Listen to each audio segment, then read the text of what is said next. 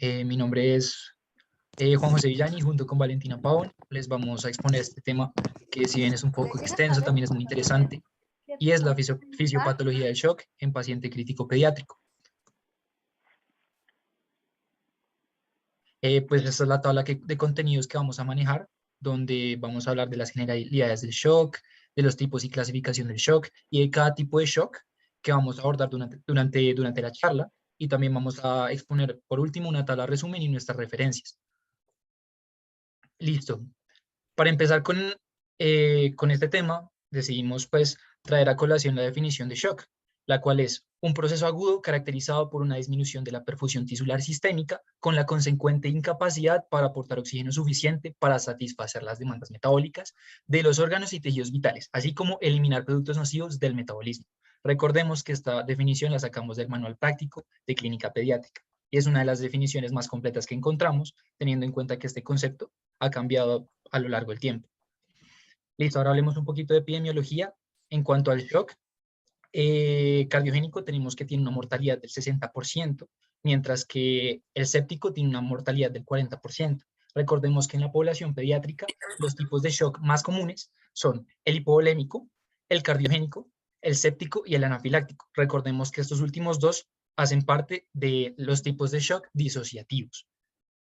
Listo. Bueno, importante también que debemos recordar que la mayoría de los pacientes no mueren en la fase aguda del shock, sino que estos mueren gracias a las complicaciones asociadas, donde toma mucha fuerza el síndrome de disfunción orgánica, donde dependiendo de la cantidad de sistemas que tengas afectados, la mortalidad va a aumentar. Si un sistema se ve afectado, está en el 25%, mientras que si dos sistemas se ven afectados, está en el 60%, y así conforme vaya aumentando la cantidad de sistemas. Listo. Para hablar pues un poco más de la fisiopatología general, vamos a abordar el shock desde dos campos muy grandes, que son el campo macro, donde vamos a hablar un poco de la precarga, la poscarga y la contractilidad, y el campo micro, donde vamos a hablar de cambios neuromorales, inflamación y cambios metabólicos, donde aquí voy a profundizar un poco. Bueno.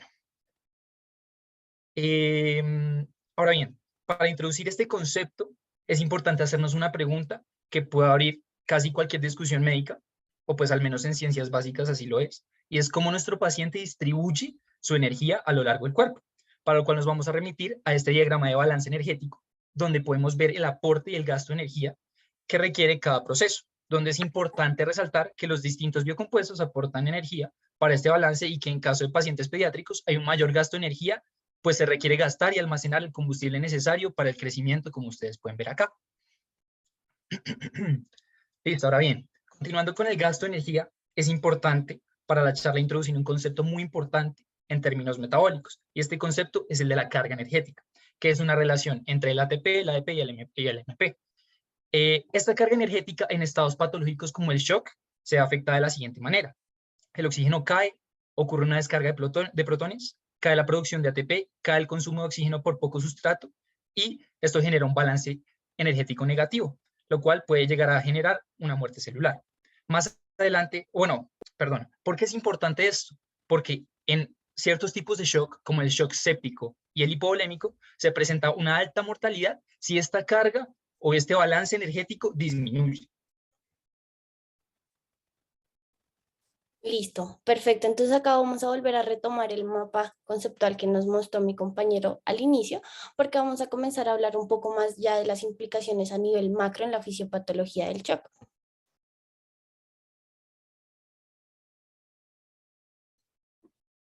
Listo, entonces es muy importante recordar que en la fisiopatología del shock va a haber un desbalance entre lo que es el aporte de oxígeno y el consumo de oxígeno. Entonces en la siguiente diapositiva les voy a mostrar lo que es la fórmula del aporte de oxígeno. Entonces esta va a estar determinada por dos variables, las cuales son el gasto cardíaco y la concentración arterial de oxígeno. El gasto cardíaco a su vez va a estar dado también por dos variables, la frecuencia cardíaca, que pues va a estar influida por la cronotropía, y el volumen sistólico, que va a influir la precarga, la poscarga y la inotropía.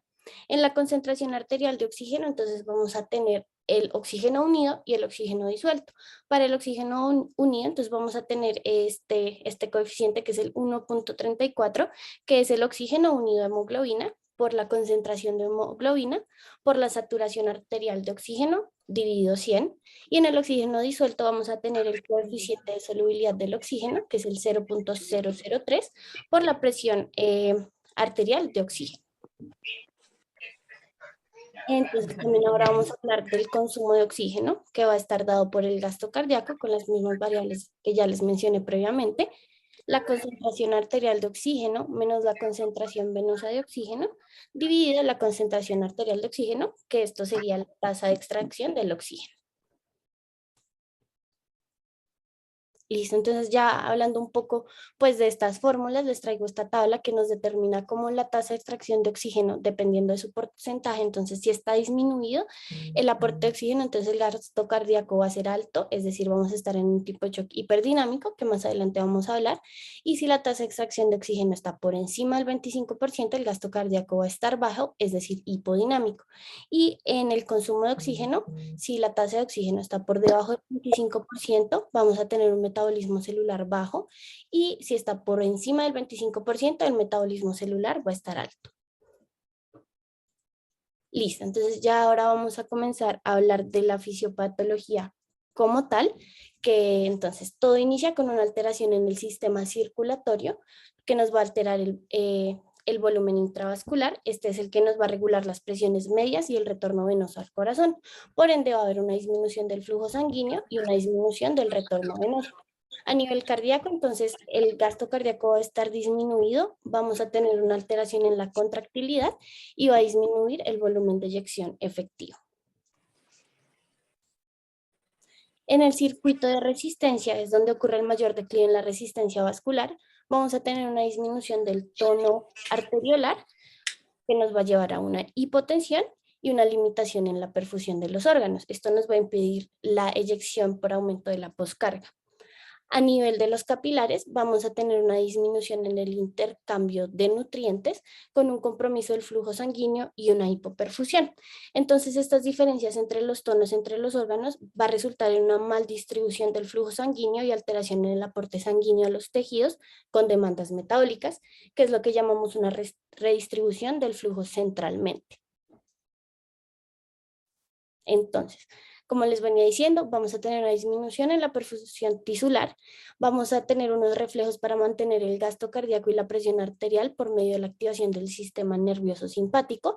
Este lo que nos va a hacer es que nos va a aumentar la frecuencia cardíaca y la contractilidad, y adicionalmente vamos a tener liberación de catecolaminas, angiotensina, vasopresina y endotelinas, y esto nos va a aumentar el tono arteriolar y venoso con el fin de aumentar la presión arterial y de nuevo desplazar el volumen sanguíneo de los vasos de capacitancia a la circulación central. Entonces acá tenemos la redirección del flujo sanguíneo. Este va a ser del músculo esquelético, del tejido subcutáneo y de la circulación esplácnica para órganos con una mayor requerimiento de oxígeno, como son el corazón y el cerebro. Adicionalmente, y por esta disminución del volumen intravascular, vamos a tener una retención de sodio y de agua. También vamos a tener, digamos que retención por medio de vasopresina y activación del eje renina, angiotensina, aldosterona, con el fin de proteger el volumen sanguíneo intravascular. Adicionalmente vamos a tener un compromiso de la perfusión coronaria por la disminución significativa en la presión arterial y un aumento de la resistencia vascular periférica y la poscarga que nos van a impedir la eyección del ventrículo izquierdo.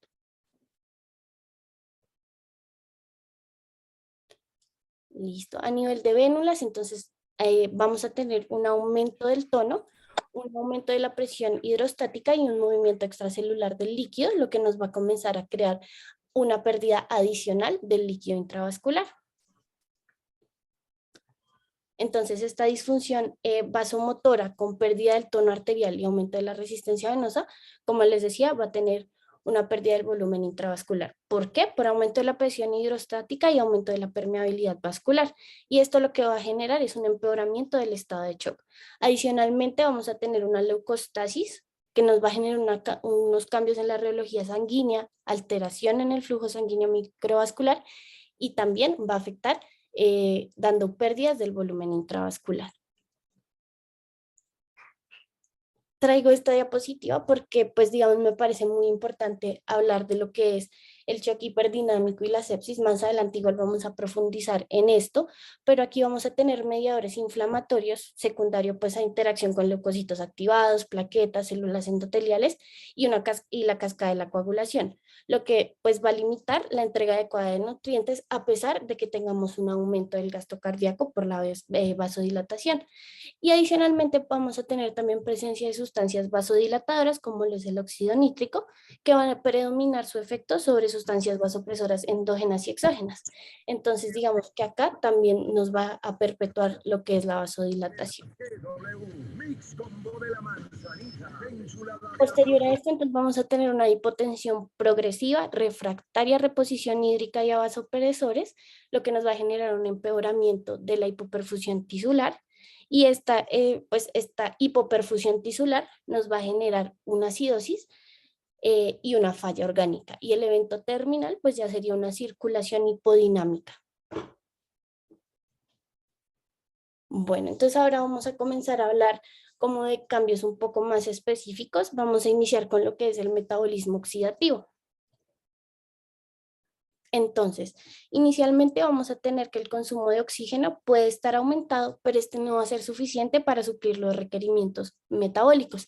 Entonces vamos a tener una disminución en el aporte tisular de oxígeno, una disminución o distribución inadecuada del flujo sanguíneo y por todos estos mediadores inflamatorios como el óxido nítrico, los radicales libres, el factor de necrosis tumoral, vamos a generar una disfunción mitocondrial con regulación a la baja de genes que transcriben proteínas importantes para la biogénesis mitocondrial, inflamación mitocondrial y disminución de la actividad a nivel mitocondrial y de la respiración mitocondrial. También vamos a tener un transporte crítico de oxígeno, entonces vamos a tener un consumo dependiente de suministro y nos va a generar esto pues una acumulación en el dióxido de carbono. Y finalmente, por pues, esta hipoperfusión y esta hipoxia, vamos a iniciar un metabolismo anaeróbico que nos va a dar una generación de ATP limitada a 2 ATPs comparado con un metabolismo aeróbico que nos está dando alrededor de 30 a 32 ATPs. Y esto por acumulación del piruvato va a generar una acumulación del ácido láctico. Y todo esto, lo que es la disfunción mitocondrial, la acumulación de dióxido y acumulación de ácido láctico nos va a llevar a una disfunción celular y falla orgánica. Bueno, ahora vamos a hablar un poco de los efectos sistémicos. Entonces, esta disfunción celular y falla orgánica de la que les estaba hablando se va a perpetuar y nos va a poder generar una lesión isquémica por el mismo metabolismo anaeróbico y baja producción de energía que ya les estaba hablando. Y digamos que va a haber una inhabilidad para mantener bombas celulares e integridad de las membranas, y estos de los factores más importantes de la falla orgánica en pacientes tanto con shock cardiogénico como con shock hipovolémico. Los mediadores inflamatorios, entonces el factor de necrosis tumoral, el óxido nítrico y los radicales superóxido nos va a generar un estrés oxidativo, y el daño por reperfusión, que pues es muy importante en shock hemorrágico o traumático. Entonces vamos a tener estas especies reactivas de oxígeno, un aumento en la permeabilidad y acumulación de calcio intracelular, que nos van a activar citoquinas neutrófilas y va a haber una disfunción endotelial y oclusión microvascular, y todo esto nos va a llevar a una disfunción cardíaca. Listo, ahora vamos a comenzar a hablar un poco de efectos a nivel pues, de cada sistema del organismo. Entonces vamos a comenzar con los efectos cardiovasculares. Entonces, uno de los efectos puede ser el infarto de miocardio, entonces por isquemia y necrosis miocárdica, y también por una sobrecarga hídrica. Una depresión miocárdica, esta es más frecuente en pacientes con shock séptico y hemorrágico, entonces esto se va a dar por la liberación de óxido nítrico y citoquinas y la activación de neutrófilos. Adicionalmente, los pacientes pueden presentar una alteración en la respuesta a catecolaminas por una regulación a la baja de receptores adrenérgicos, generándonos una falla cardíaca. Y también vamos a tener un aumento en la resistencia vascular pulmonar por una falla ventricular derecha, que también nos va a generar lesión pulmonar. Entonces, pues, como vemos, esto también nos va a afectar a nivel respiratorio, generándonos un edema pulmonar y un shunt intrapulmonar.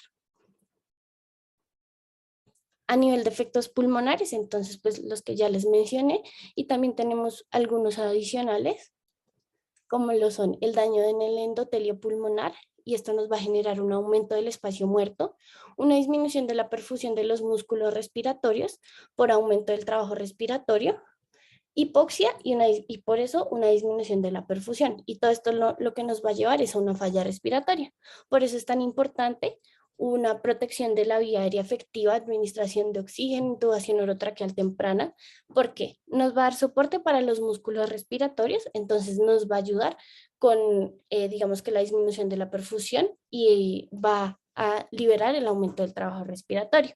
También nos va a redistribuir el flujo sanguíneo de los músculos respiratorios a órganos vitales y va a disminuir la carga del ventrículo izquierdo en la poscarga. A nivel renal, entonces vamos a tener una disfunción renal.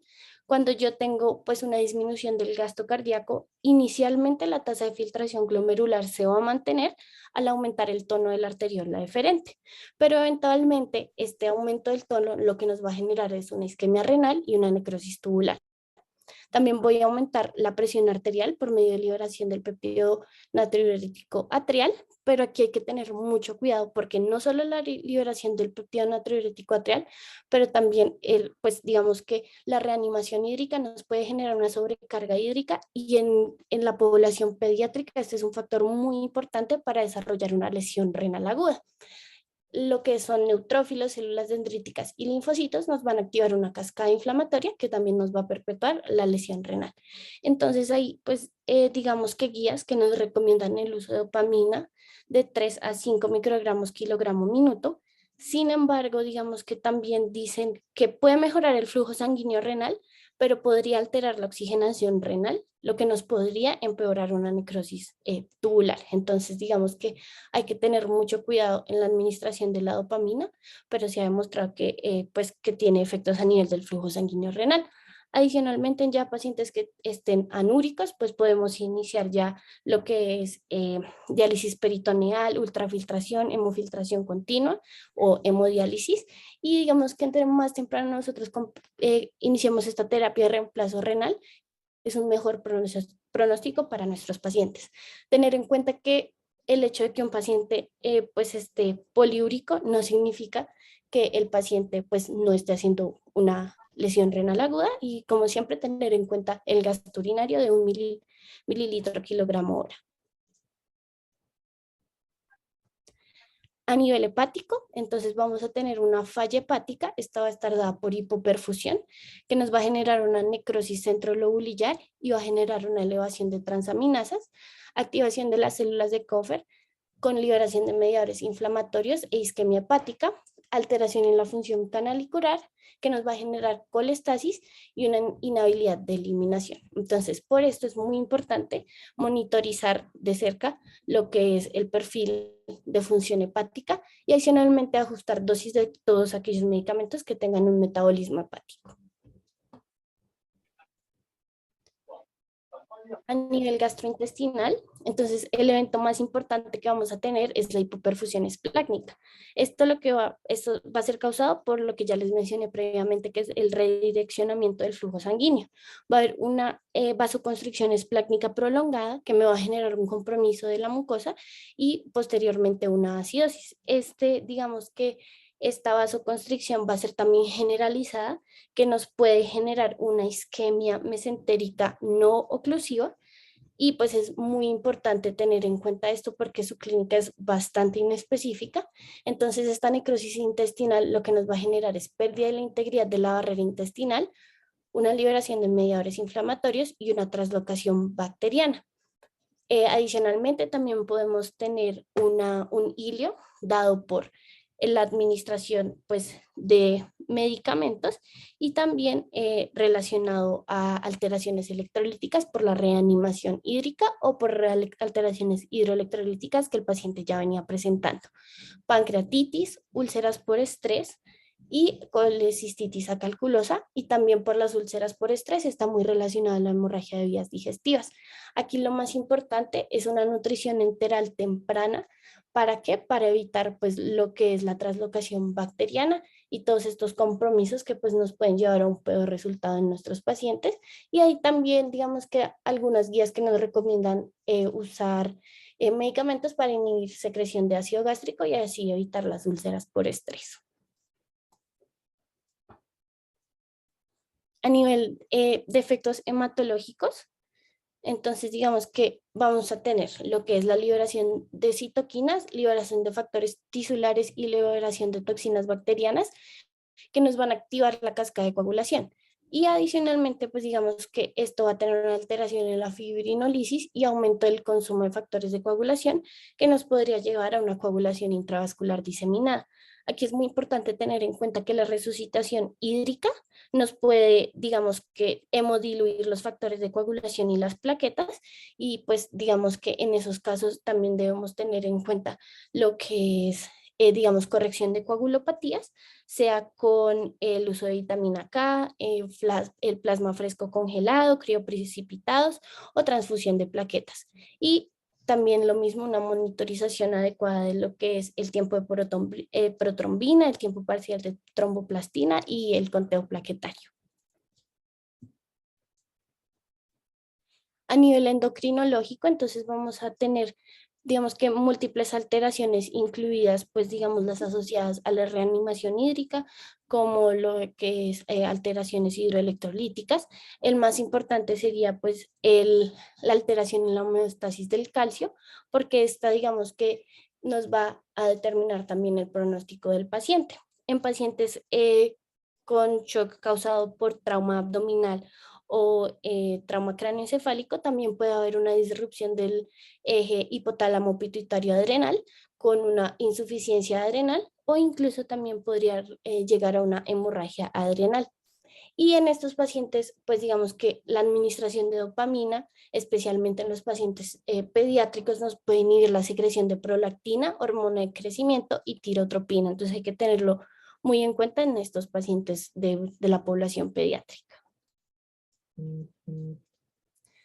A nivel del sistema nervioso central, entonces la hipotensión es el factor más importante porque vamos a tener una alteración en la actividad cerebrovascular debido a lesiones isquémicas en zonas limítrofes de la corteza y la médula espinal. Esto se puede dar más frecuentemente cuando una presión arterial media está por debajo de 60 milímetros de mercurio. También van a haber anormalidades metabólicas, mediadores inflamatorios que nos pueden generar un edema citotóxico y la misma hipoxia que nos va a afectar múltiples funciones a nivel del sistema nervioso central. En los efectos microvasculares, entonces estos ya los había nombrado previamente, entonces vamos a tener una disminución de la perfusión capilar, anormalidades eritrocitarias. De los más importantes vamos a tener aumento en la expresión de citoquinas como las integrinas de neutrófilos, la P-selectina, las moléculas de adhesión endotelial que nos va a generar agregación celular y obstrucción microvascular. Y también vamos a tener una alteración en la óxido nítrico sintetasa, que vamos a tener alteración en los reflejos vasodilatadores, es decir, una poca respuesta y disminución en la respuesta vascular ante hipoxia. A nivel inmunológico, entonces vamos a tener una disregulación inmunológica dada por apoptosis de linfocitos, células dendríticas y monocitos, adicionalmente una liberación de sustancias inmunosupresoras como lo es la interleuquina 10, la prostaglandina E2 y la adenosina, lo que nos va a disminuir la inmunidad celular y humoral. También vamos a tener alteración en los monocitos, como disminución en la expresión del HLA-DR, disminución en la respuesta inflamatoria y alteración en la presentación de antígenos con alteración en función neutrofílica de células dendríticas y monocitos. Esto es muy importante ya que está asociado con aumento de riesgo de infección secundaria y por ende pues nos va a aumentar el riesgo de mortalidad en la población. Listo. Para complementar todo lo que nos dijo Ale, consideramos pertinente traer una tabla de tratamientos dirigidos por objetivos hacia pues, las diferentes fallas en cada sistema, donde es importante resaltar las fallas respiratorias, las fallas hematológicas y las fallas a nivel metabólico. Uy, no me... un segundo, listo. Donde en cuanto a las hematológicas son las más comunes en el shock en paciente pediátrico y van a tener, el tratamiento va a tener tres pilares fundamentales, en los cuales van a ser, pues, administrar vitamina K, plasma fresco congelado y plaquetas. Aquí lo más importante, la respiratoria, viene siendo evitar la hipercapnia y en cuanto a la metabólica, debemos corregir la acidosis mediante otros tres pilares fundamentales, los cuales son corregir la hipovolemia a través de líquidos, eh, utilizar ionotrópicos en caso de tener una función cardíaca disminuida y bicarbonato en dosis bajas, como nos indica acá el cuadro, de 0,5 a 2.000 equivalentes por kilogramo. Listo, entonces ya ahí, como les hablé un poco de lo que es la fórmula, entonces vamos a tener muy en cuenta estas, digamos, estos dos mecanismos que tenemos de contrarregulación. Entonces, si nosotros tenemos un paciente con una frecuencia cardíaca disminuida, nos va a limitar el gasto cardíaco. Esto puede ser por anormalidades estructurales, efectos farmacológicos, hipoxia o por respuestas reflejas. Un aumento de la frecuencia cardíaca nos va a limitar los tiempos de llenado ventricular, entonces puede darse por enfermedades cardiovasculares, efectos farmacológicos, estímulos ambientales y respuestas reflejas. Entonces digamos que esto es demasiado importante a tener en cuenta porque son respuestas reflejas que se pueden presentar en algunos tipos de shock que más adelante pues vamos a profundizar en ellos.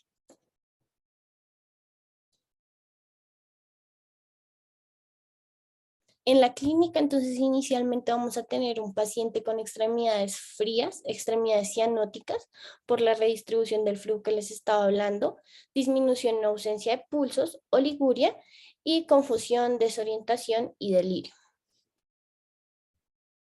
Entonces, aquí les traemos un cuadro de PALS que nos va en la última columna, nos habla de la hipotensión dependiendo de la edad.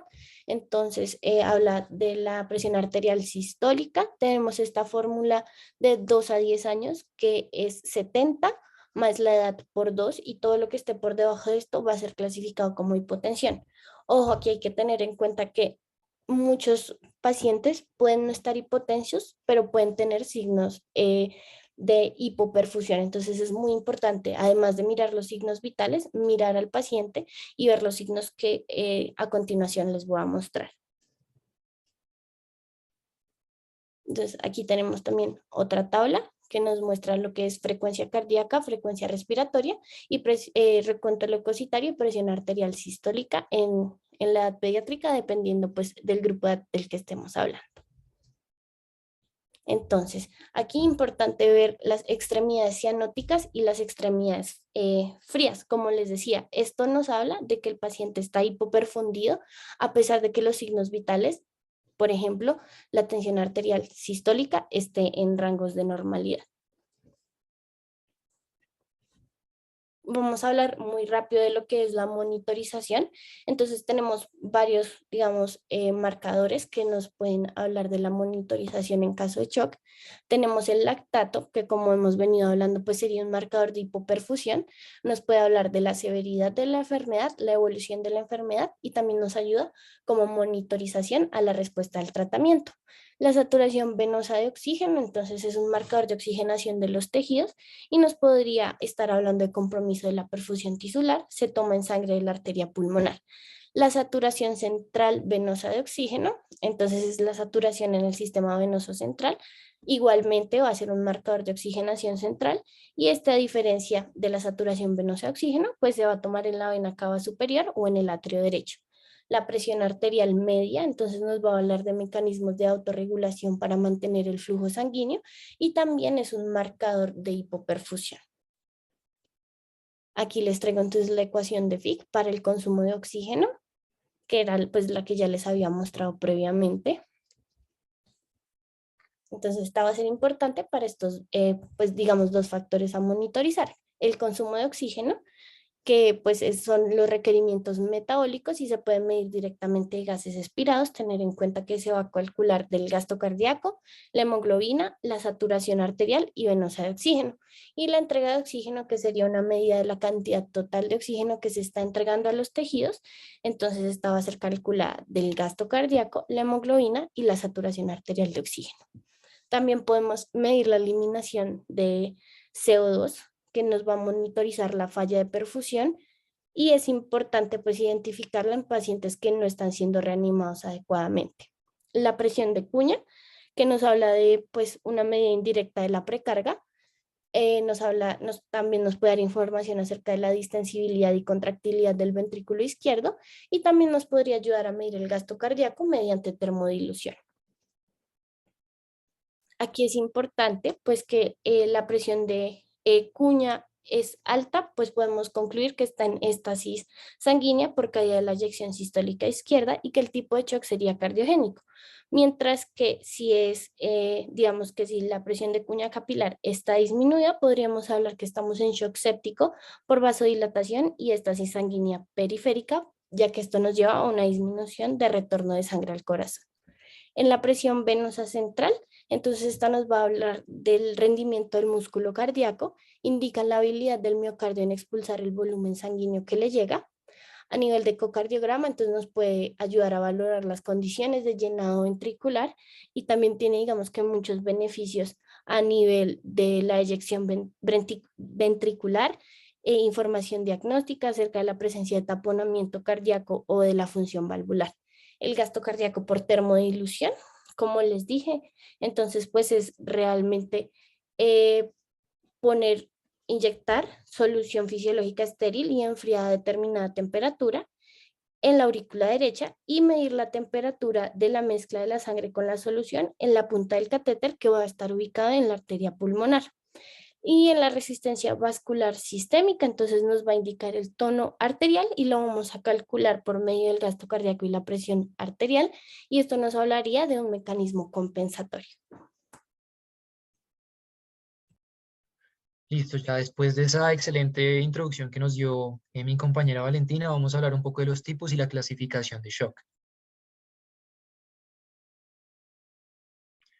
Listo, para esto traemos un par de tablitas al asunto, las cuales tomamos la primera del Tratado de Pediatría de Nelson, del capítulo de shock, y la segunda es una tabla propuesta por el Sevier, que también nos habla de los tipos principales de shock en pacientes pediátricos. Es importante resaltar que hay 5 tipos de shock principales. Está el hipovolémico, el distributivo, el cardiogénico, el obstructivo y el disociativo. Sin embargo, aquí quiero resaltar que el disociativo no tiene tanta bibliografía, por lo cual nos vamos a centrar en estos 4. Entonces, para hacer nuestra propia clasificación, utilizamos estas 2 tablas como les comenté, y esta es la clasificación a la que llegamos con Vale, donde pues vamos a hablar de los tipos de shock, del shock hipovolémico, el shock cardiogénico, el shock obstructivo, y que estos 3 son shock fríos, como los dice la literatura, o hipodinámicos, mientras que el shock distributivo se caracteriza por ser un shock hiperdinámico. Ya más adelante vamos a ver a qué me refiero con hipodinámico e hiperdinámico. Y aquí también es importante resaltar que el shock séptico es un tipo especial de shock distributivo, el cual va a tener tanto manifestaciones hipodinámicas como hiperdinámicas. ¿Listo? Es importante, los tipos de shock más comunes en pediatría, como ya lo mencionamos anteriormente, son el shock hipovolémico y el shock séptico. ¿A qué me refiero con shock hiperdinámico? A cualquier shock que tenga todas las manifestaciones presentes en el diagrama de color rojo, los cuales son pulsos saltones, relleno capilar acelerado, piel caliente, taquicardia, taquipnea, vasodilatación, alto índice cardíaco, presiones de llenado elevadas o normales, mientras que con shock frío o hipodinámico, piel pálida o moteada, frialdad cutánea, bajo índice cardíaco, acidosis láctica, entre muchos otros. Y pues aquí están algunos signos de hipoperfusión, en donde pues quiero resaltar el grado más alto de hipoperfusión que se puede presentar en un paciente para la pues, utilidad clínica. Pues esto tiene mucho que ver con lo que nos mencionó Vale ahorita, que repasábamos todo el tema de las manifestaciones clínicas y debemos verificar nuestro paciente si está agitado, confuso, estupuroso, con coma, si su ventilación está acelerada, si tiene acidemia, metabólica descompensada, si tiene oliguria o anuria, y si tiene extremidades moteadas, cianóticas o frías, como lo vimos en la imagen anterior. Bueno, también es muy importante resaltar que van a haber varios cambios en distintas variables hemodinámicas en los distintos tipos de shock. Y aquí quiero que te queden con una muy importante, que es la del séptico. Pues, si es un shock séptico temprano, el gasto cardíaco va a aumentar, mientras que si es tardío va a disminuir, y la resistencia vascular sistémica siempre va a disminuir. Esto necesito que lo tengan muy en cuenta para que cuando hablemos del shock séptico más adelante podamos entenderlo con mayor claridad. Bueno, aquí hay una tablita más resumida que nos ayuda a ver 4 de los 5 tipos de shock que traemos a colación, para ver cuáles son los cambios a nivel hemodinámico, principalmente en las variables macro de las que ya veníamos hablando, como lo son la precarga, la poscarga y el gasto cardíaco. Y bueno, todo este análisis de clínica es para resumir que la fisiopatología va a cambiar dependiendo de si el estado de shock es hipodinámico o hiperdinámico, y al igual que eso, también van a cambiar los distintos valores, las distintas, perdón, variables hemodinámicas que podamos encontrar. Listo. Ahora también, además de clasificarlo por la causa, tenemos el shock dependiendo de si es compensado o descompensado. Primero vamos a tener una enfermedad inicial, la cual puede desencadenar un shock. Luego, este va a generar una disminución en la perfusión, la cual puede generar que empiecen a actuar mecanismos de compensación en el organismo. Si estos mecanismos actúan adecuadamente, estamos hablando de un shock compensado, donde, ojo, muy importante, aquí es en donde debemos instaurar el tratamiento para que nuestro paciente no pase a shock descompensado, lo cual genera daño tisular, fallo orgánico multisistémico y la muerte, ¿listo? Entonces ya sabemos clasificarlo de dos maneras, mediante su causa y, mediante su clínica y mediante su severidad. Y lo que hicimos nosotros fue juntar ambas clasificaciones. Así, cuando un paciente les llegue con algún tipo de shock, ustedes primero, ¿qué van a decir? Van a decir como, bueno, tenemos un paciente con shock, definamos qué tipo de shock tenemos, y luego definamos si este tipo de shock está compensado o no. ¿Listo? Porque, como ya les dije, el shock descompensado puede generar desenlaces fatales. Bueno, y antes de ver cada tipo de shock, debemos tener en cuenta lo siguiente. Y es que, pues, es este resumen, perdón, que les traigo acá, también del Tratado de Pediatría de Nelson, perdón, donde hay 5 como factores importantes a tener en cuenta en la fisiopatología, los cuales son una pérdida extracorpórea de líquidos, característica del shock hipovolémico, una disminución de la presión oncótica del plasma, característica también del shock hipovolémico, una vasodilatación anormal, característica del shock distributivo, sobre todo el séptico, en pediatría al menos, una permeabilidad vascular aumentada, también característica del séptico, y una disfunción cardíaca, característica ya sea del cardiogénico o del obstructivo. Y por último, también muy importante a tener en cuenta, este diagrama que nos resume todo lo que les hemos venido hablando. Pues recordemos, como muy bien nos dijo Ali, el shock es un desbalance entre el aporte y el consumo de oxígeno, donde el aporte lo van a modificar esta gran cantidad de variables, principalmente estas dos, las cuales son el gasto cardíaco y el contenido arterial de oxígeno, donde estos se van a ver modificados, como ya les dije, por una gran cantidad de variables, y donde vamos a hacer especial énfasis en lo que es la precarga, la poscarga, la contractilidad. Listo. Empecemos con el shock hipovolémico. Bueno, importante, a partir de acá la presentación está dispuesta de tal forma que cuando vean los colores, como de cada título, lo asocien con la clínica que les mostramos a la hora de clasificarlo, ¿listo? Bueno, primero, ¿qué ocurre en el shock hipovolémico? Ocurre una disminución de la precarga secundaria a pérdidas internas o externas. Bueno, vamos a tener una pérdida, bueno, en la fisiopatología del shock vamos a tener una pérdida del volumen de fluido intravascular, una disminución de la precarga o del volumen latido o sistólico, una disminución del gasto cardíaco debido a esto, pues recordemos que el gasto cardíaco depende de este volumen y de la precarga, y también, pues como lo pueden ver acá en la ecuación, y también vamos a tener por mecanismos compensatorios un aumento de la resistencia vascular periférica y de la frecuencia cardíaca, pues tenemos que el volumen latido disminuye, ¿cierto? Entonces, ¿qué pasa? La frecuencia cardíaca va a aumentar para que el gasto cardíaco no se vea afectado, pero aún así va a disminuir. Y como lo tenemos acá, la precarga disminuye, la resistencia vascular sistémica aumenta y el gasto cardíaco, como ya les dije, disminuye, ¿listo? Bueno, para el manejo del shock hipovolémico debemos primero hacer una división como muy sencilla, donde Dividimos el shock en hemorrágico y no hemorrágico.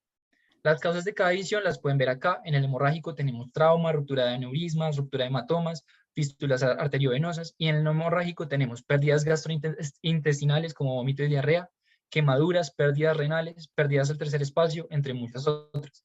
Y aquí les dejo una clasificación de los signos clínicos que debemos buscar cuando un paciente nos llega con shock hipovolémico hemorrágico. Y bueno, primero, para el manejo hemorrágico debemos darle al paciente productos sanguíneos, como los que les mencioné anteriormente, y asegurar vía de acceso, ya sea intravenosa o intraósea.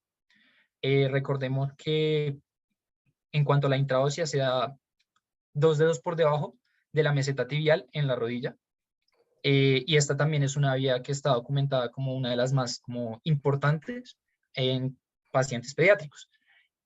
También debemos considerar transfusión de emergencia con RH negativo, y debemos cambiar a transfusión compatible apenas esta sea posible. Y bueno, importante, si se requiere transfusión masiva, que esta es solo únicamente si tenemos un paciente grave, debemos dar glóbulos rojos, plasma y plaquetas.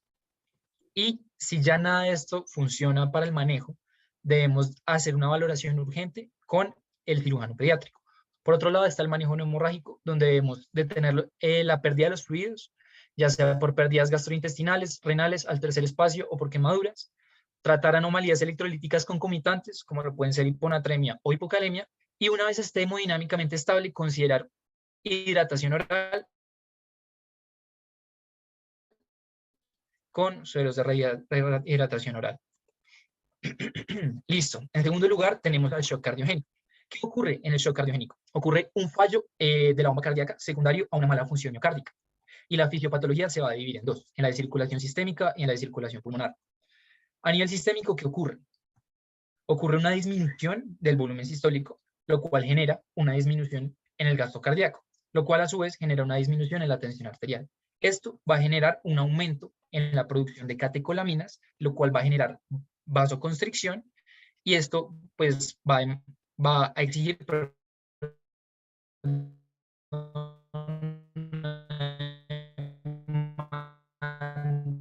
de oxígeno en el miocardio, lo cual genera un aumento de la vasoconstricción, una retención de sodio y agua, un shunting, y más adelante también un shunting a órganos vitales, y tener una insuficiente perfusión periférica, lo cual nos puede dar la clínica hipodinámica de la que ya hemos venido hablando.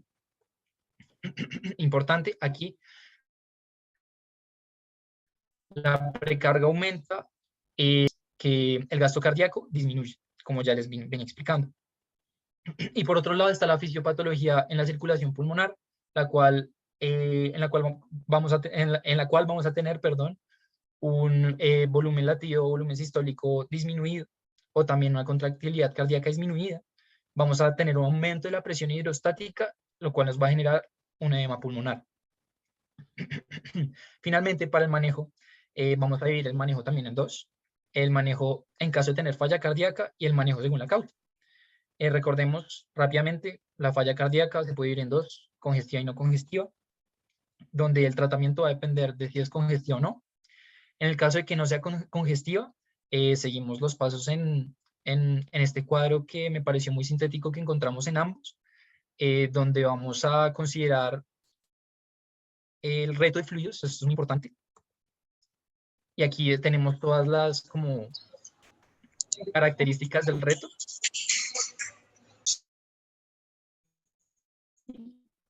Adicionalmente, tenemos también pues, los fármacos cardiovasculares en el tratamiento del shock, donde resalto la dopamina, la dobutamina y la milrinona. Estos dos vasopresores muy importantes, y un potente ionotropo, el cual nos puede ayudar en el manejo de falla cardíaca en caso de que llegue a ser congestiva o en caso de que no.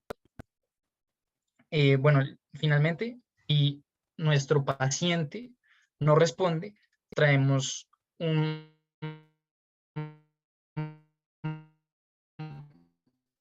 algoritmo de manejo para shock, la cateterización cardíaca o el soporte mecánico, para así llevar al paciente a recuperación. Y si aún así no se recupera, vamos a tener que considerar opciones mucho más como fuertes, las cuales incluyen el trasplante. Listo, y por último aquí están las principales causas de shock cardiogénico, donde incluimos como tal, las más importantes son las fallas como congénitas de los pacientes pediátricos en este caso, y las miocarditis por infecciones, ¿listo? Listo, entonces ahora vamos a comenzar a hablar del shock obstructivo. Entonces, ¿qué ocurre en el shock obstructivo? Entonces vamos a tener una obstrucción directa importante para la función derecha o izquierda del corazón o restricción de todas las cámaras cardíacas. Entonces, ¿qué pasa? Acá la normalidad primaria es la alteración en la función del corazón. Entonces el corazón va a estar impedido de contraerse apropiadamente. La contractilidad va a estar conservada, pero la función de bomba no lo va a estar. Entre la fisiopatología en la circulación sistémica, entonces aquí vamos a tener un aumento en la poscarga, una disminución de la precarga, aumento del sistema nervioso simpático, lo que nos va a generar un aumento de la frecuencia cardíaca, de la resistencia vascular sistémica, que nos va a bajar el gasto cardíaco. Esto lo que va a generar es una disminución en la perfusión miocárdica y el consumo de oxígeno va a estar aumentado. Entonces aquí es muy importante tener en cuenta que hay una inhabilidad de generar un gasto cardíaco adecuado a pesar de un volumen intravascular normal y una función miocárdica apropiada. Dale una atrás, Juanjo, por favor.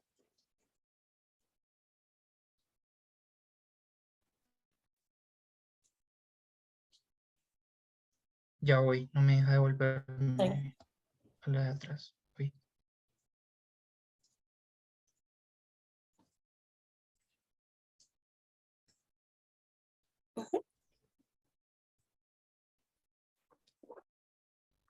Listo, entonces entre las causas vamos a tener el taponamiento cardíaco, una hipertensión sistémica, hipertensión pulmonar, neumotórax a tensión y obstrucciones del flujo. Entonces, a nivel de taponamiento cardíaco, su definición es una compresión cardíaca por acumulación de fluidos entre el miocardio y el pericardio. Los fluidos pueden ser fluido de fusión, fluido purulento, sangre o gas. En la clínica, entonces vamos a tener un paciente con disnea, dolor torácico, fatiga. Recordemos que esto va a ser un poco difícil dependiendo pues de la población con la que estemos hablando. Si es un niño muy pequeño que pues no puede manifestar que tiene disnea o que tiene fatiga, va a ser un poco más difícil. Entonces vamos a acudir ya a ciertos hallazgos del examen físico, como lo es el pulso paradójico, que recordemos que es una caída en la presión arterial a la inspiración, una presión de pulso estrecha, un roce pericárdico, una distensión yugular o ruidos cardíacos velados, y esto se va a dar porque la sangre está en el espacio pericárdico.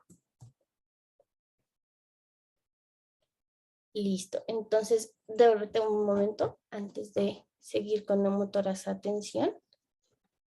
Entonces, aquí digamos que el paraclínico más importante va a ser una ecocardiografía dinámica con inspiración y expiración, y dependiendo de los hallazgos, pues nos puede dar el diagnóstico. El tratamiento más importante pues va a ser remover el fluido pericárdico mediante pericardiocentesis. Si es necesario, también se puede realizar una toracotomía, y muy importante pues realizar expansión del volumen y uso de agentes inotrópicos si es necesario.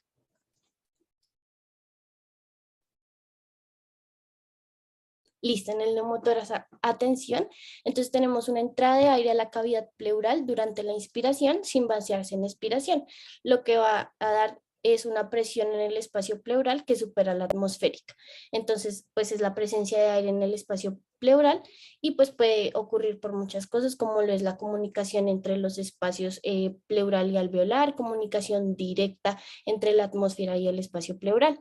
A la clínica, entonces vamos a tener dolor torácico de aparición súbita, ipsilateral de tipo pleurítico, y al examen físico, entonces vamos a encontrar ruidos respiratorios ausentes ipsilaterales, una taquicardia marcada, hipotensión, cianosis, desviación de la tráquea al lado contralateral e ingurgitación venosa yugular, que pues ya nos estarían hablando de un neumotórax a tensión. Entonces, pues el diagnóstico generalmente suele ser clínico, sin embargo, también podemos ordenar una radiografía de tórax, y el tratamiento, entonces, descompresión inmediata y, si es necesario, una toracostomía, y adicional, pues con todos los tipos de shock, una terapia hídrica importante. En el tromboembolismo pulmonar, Entonces la definición es una oclusión o taponamiento de una parte del territorio de la arteria pulmonar. En la clínica vamos a tener disnea, dolor torácico tipo pleurítico, tos y hemoptisis en algunas ocasiones. Al examen físico vamos a encontrar un paciente taquicárdico, taquipneico, con cianosis e hipotensión. Dale siguiente. Bueno, no sé por qué se mueve la imagen, pero pues ahí les traía una imagen del S1Q3T3, que pues es patognomónico de un tromboembolismo pulmonar entre el tratamiento. Entonces, de nuevo, una resucitación inicial, si es necesario intubación o ventilación mecánica, reanimación hídrica y soporte vasoactivo. También el uso de anticoagulación con heparina no fraccionada, terapia trombolítica o embolectomía emergente de ser necesario. Listo, ahora hablaremos un poco del shock séptico. Recordemos, como les dije, que es un tipo de shock disociativo, perdón, distributivo, donde puede presentar tanto manifestaciones hipodinámicas como hiperdinâmicas. ¿Listo? ¿Qué ocurre en el shock séptico? Primero, como, pues lo definen como tal en la literatura, como la fusión de tres tipos de shock. Primero se da un tipo de shock distributivo donde se da una disminución de la poscarga. Luego se da un tipo de shock hipovolémico que se puede dar por pérdidas al tercer espacio, y luego un tipo de shock cardiogénico, el cual es causado por depresión de la función cardíaca. ¿Listo? Vamos a hablar un poco de la fisiopatología del shock séptico. En este tipo de shock no hay una regulación sobre la infección, hay una fuga capilar, lo cual genera una vasodilatación sistémica. ¿Y cómo va a ocurrir esta vasodilatación sistémica? Mediante dos mecanismos. Primero, vamos a tener un aumento en la oxidonitrico sintasa, la cual va a activar canales de potasio sensibles a ATP y a calcio, y esto va a generar una disminución en la miosina fosforilada, lo cual evita que el músculo liso que acompaña al vaso sanguíneo se contraiga correctamente, por lo cual esto nos va a generar vasodilatación. Y por otro lado también está el aumento en la secreción de vasopresina, lo cual va a llevar a que las reservas de vasopresina disminuyan, y igualmente la vasopresina plasmática también va a disminuir y también nos puede generar vasodilatación. Luego de esta vasodilatación sistémica ocurre una disfunción orgánica aguda. Y recordemos hasta el momento que todas estas manifestaciones, todos estos eventos se dan acompañados de manifestaciones hiperdinâmicas. Y bueno, finalmente hay un aumento en la frecuencia cardíaca y en la contractilidad, lo cual genera a su vez un aumento también en el gasto cardíaco, como ya habíamos visto en la fórmula anteriormente. El depende de la frecuencia cardíaca condicionado por la misma contractilidad. ¿Listo? Y hasta aquí llegan las manifestaciones hiperdinâmicas en el shock séptico. Ahora, ¿cómo lo vamos a ver? Con manifestaciones hipodinámicas. ¿Listo? Debido al aumento en el gasto cardíaco, se va a dar como mecanismo compensatorio una disminución en la precarga, lo cual va a llevar a una depresión miocárdica con una consecuente producción de citoquinas, lo cual va a disminuir el gasto cardíaco. Y por esa razón es que aquí aparece la precarga disminuida, la resistencia vascular sistémica disminuida, y el gasto cardíaco puede aumentar o disminuir. Listo. También para el manejo del tipo de shock del que estamos hablando, hay tres pilares fundamentales, los cuales son la expansión del volumen con resucitación de fluidos, el revertir la vasodilatación generada utilizando vasopresores y tratar la causa. Y para eso, pues aquí les dejo pues el manejo resumido, pues el régimen antibiótico sugerido por la misma literatura, ¿listo? Y pues, ¿qué debemos hacer? También, pues, en cuanto al reemplazo de fluidos, debemos monitorizar el lactato y considerar una terapia dirigida en la cual se deben monitorizar tres valores principales, los cuales son la presión arterial media, la presión venosa central y la saturación de oxígeno venoso central. Y el objetivo es mantener estas variables en estos valores y que no se salgan de los límites, ¿listo? Mantener la presión venosa central mayor a 8 centímetros de agua, mantener la saturación de oxígeno venoso central mayor al 70% y mantener la presión arterial media mayor a 65 milímetros de mercurio. Listo. Y ya finalmente, pues vamos a hablar de las otras causas del shock distributivo. Entonces, en el shock distributivo lo que vamos a tener es una anomalía del tono vasomotor. Va a haber una alteración relativa del volumen intravascular por una vasodilatación venosa o arterial, a pesar de que tengamos un volumen de sangre circulante normal. En la fisiopatología, entonces, como les venía diciendo, vamos a tener una disminución en la resistencia vascular sistémica, lo que nos va a generar una vasodilatación y va a disminuir el volumen intravascular. Esto lo que nos va a generar es un aumento de la capacitancia venosa y una disminución del retorno venoso. Si yo disminuyo el retorno venoso, voy a disminuir la precarga, voy a disminuir el gasto cardíaco y voy a disminuir la tasa de extracción del consumo de oxígeno. Por ende, voy a aumentar la saturación venosa de oxígeno. Listo, entonces entre las causas más frecuentes, pues tenemos la que ya nos estaba hablando Juanjo, que era la sepsis. También tenemos la anafilaxis, una anestesia espinal o epidural, una disrupción en la médula espinal, administración inapropiada de medicamentos vasodilatadores.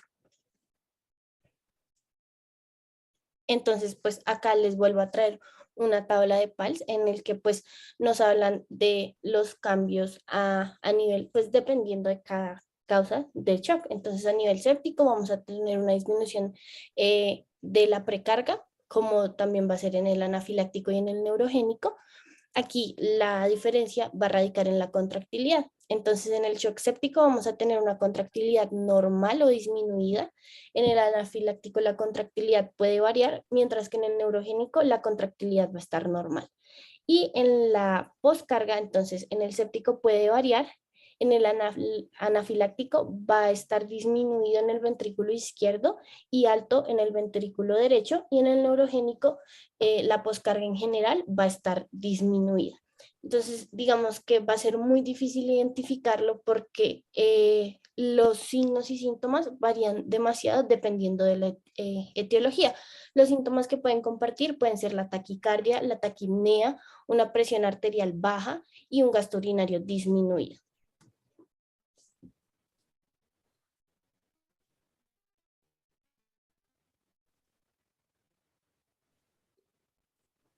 Listo, Juanjo. Listo, entonces acá vamos a volver a retomar lo que es el shock caliente y el shock frío. Entonces aquí les traigo pues dos imágenes para que podamos comparar. Recordemos de nuevo que en el shock caliente vamos a tener una resistencia vascular sistémica disminuida, entonces por eso el paciente se va a presentar con una piel caliente, eritematosa y va a tener una presión de pulso amplia. Mientras que en el shock frío vamos a tener un aumento en la resistencia vascular sistémica, vamos a tener vasoconstricción, una piel pálida y presión de pulso estrecha, adicional a la hipotensión que van a tener estos pacientes.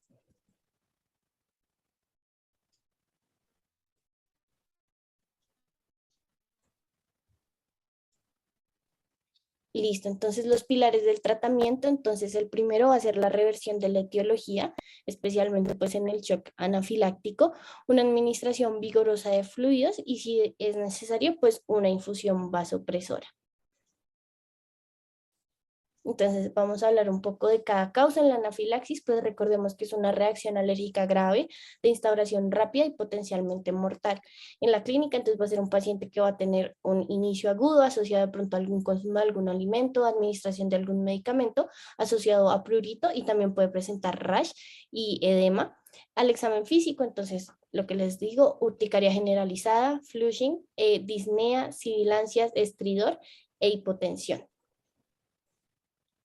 El tratamiento específico, pues en el shock anafiláctico va a ser retirar el alérgeno, adrenalina intramuscular, la dosis se puede repetir si no hay respuesta satisfactoria al tratamiento y una administración vigorosa de fluidos.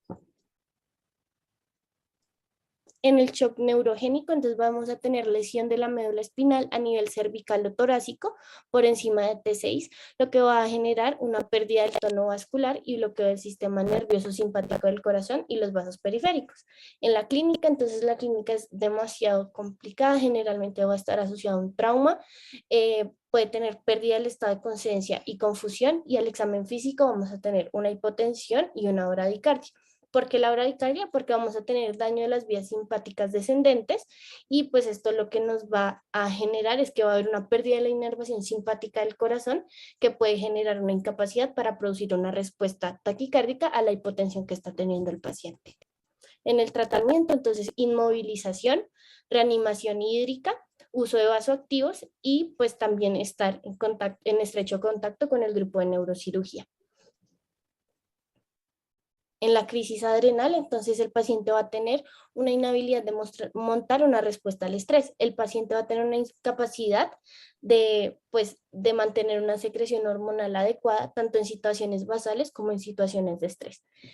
Los tipos, entonces digamos que los más comunes en la población pediátrica tenemos congénita, como la hiperplasia suprarrenal e hipoplasia suprarrenal, y enfermedades mitocondriales. Adquirida tenemos tratamientos prolongados con corticoides exógenos, infecciones y enfermedades de depósito, como es la enfermedad de Wilson.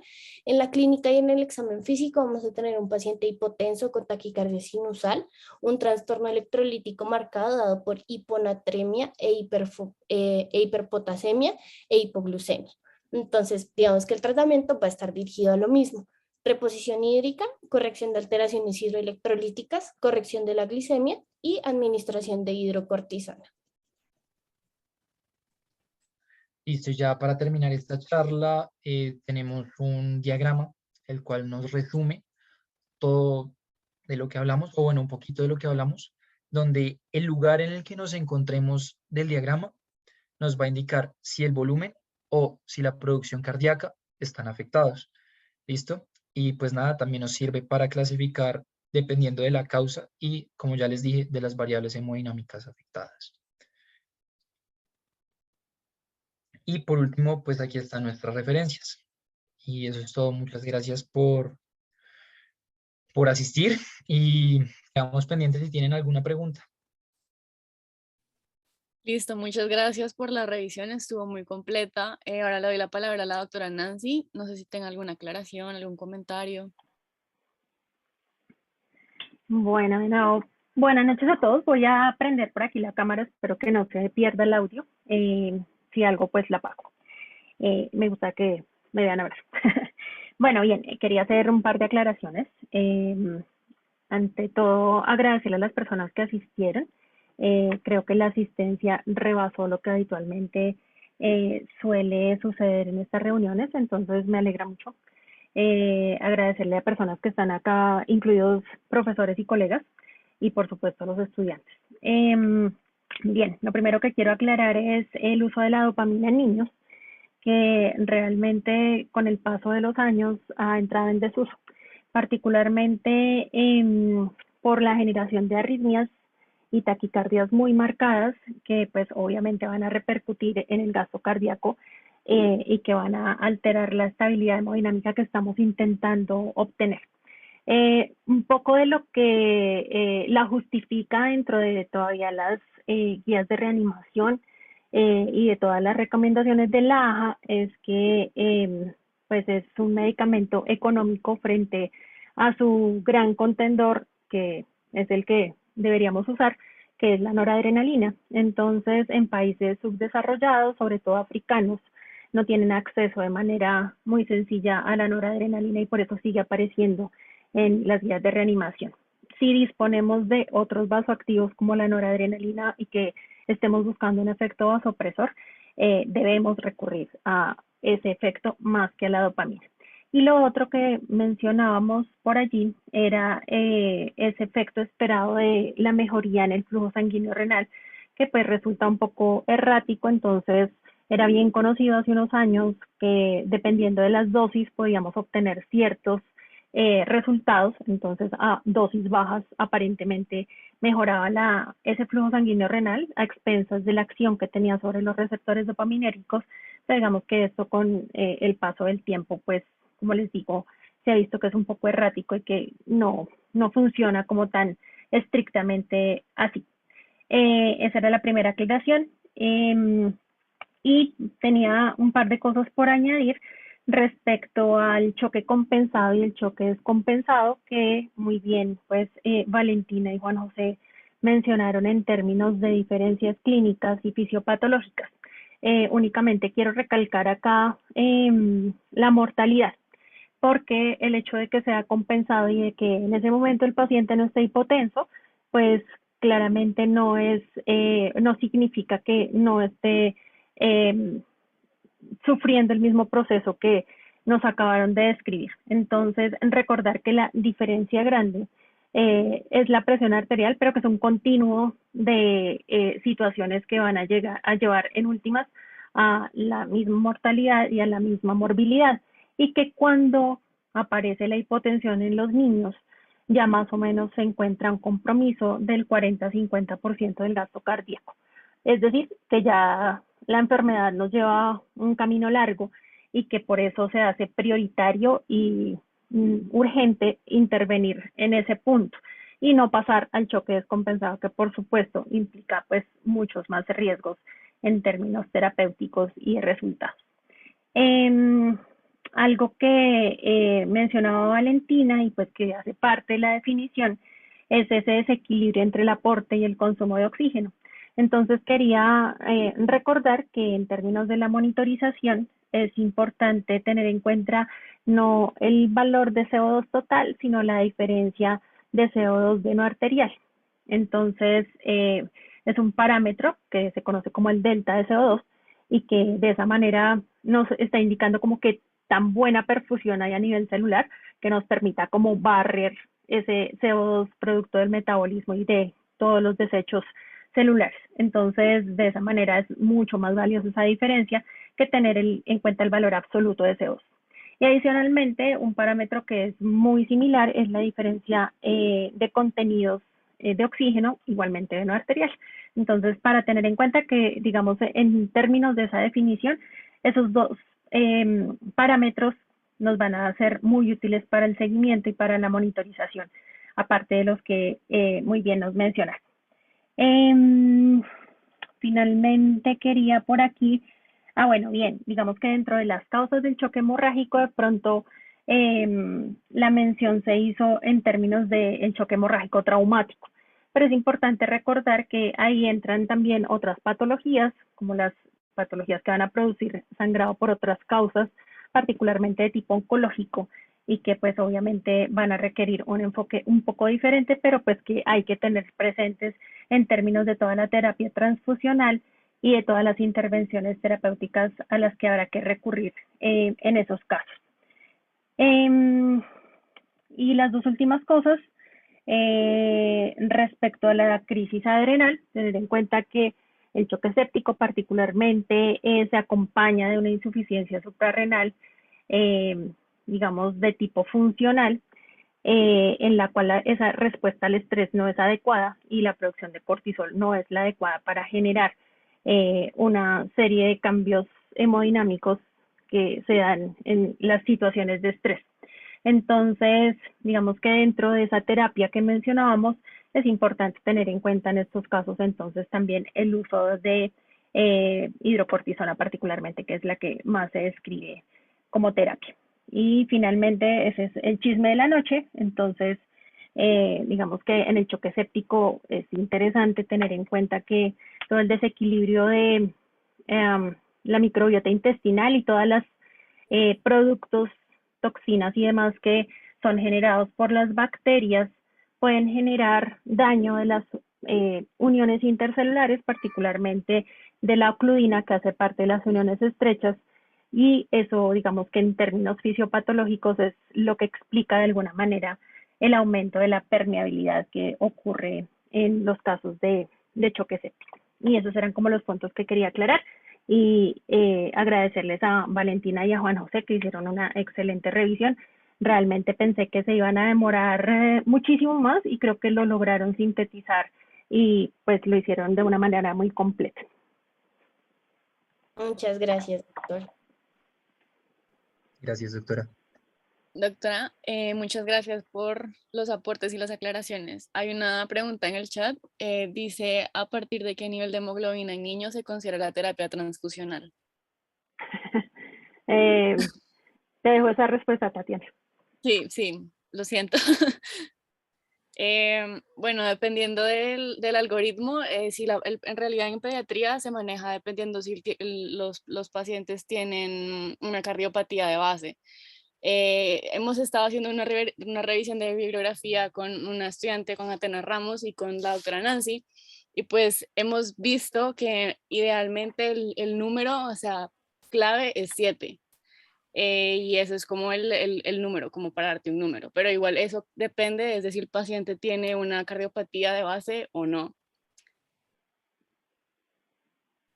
Sí, para complementar lo que decía Tatiana, digamos que esa revisión que hicimos estaba también un poco enfocada a revisar si esos valores variaban aquí en zonas de altura como Bogotá y pues finalmente después de una revisión extensa pues llegamos a la conclusión que no había ninguna diferencia porque la altura que se tiene en cuenta para esas variaciones de la terapia transfusional va por encima de los 4.000 metros.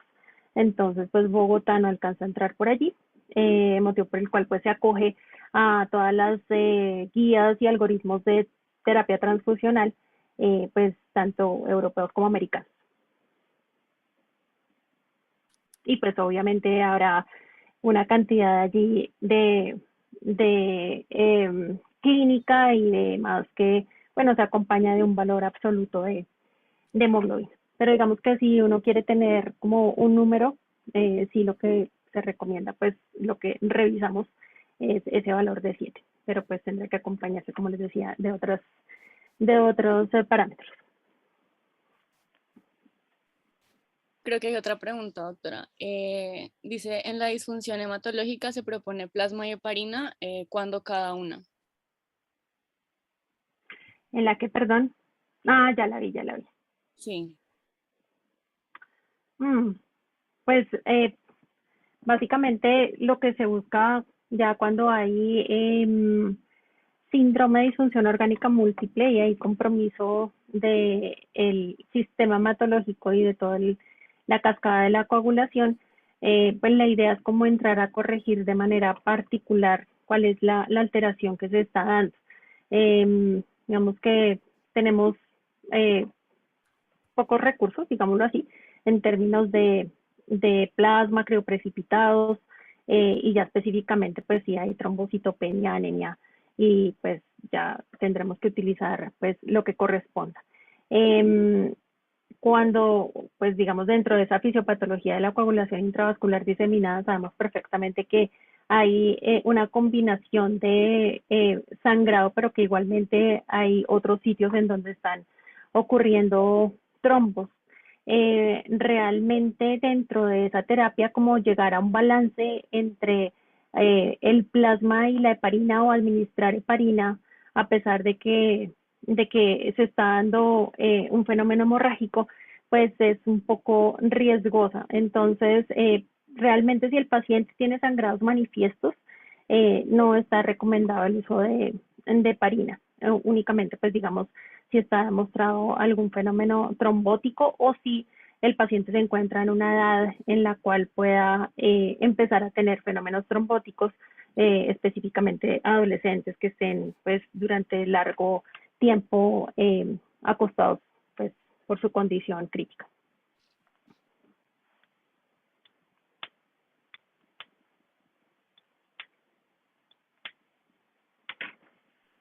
Listo. Yo creo que no hay más preguntas.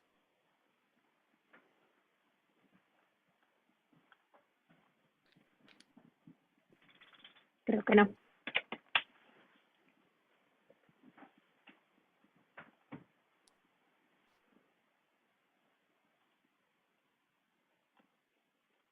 Bueno, entonces, si no hay más preguntas, muchísimas gracias a los expositores, a la doctora, a todos los participantes, y podemos dar esta charla como terminada. Gracias a todos. Feliz noche. Gracias. Muchas gracias.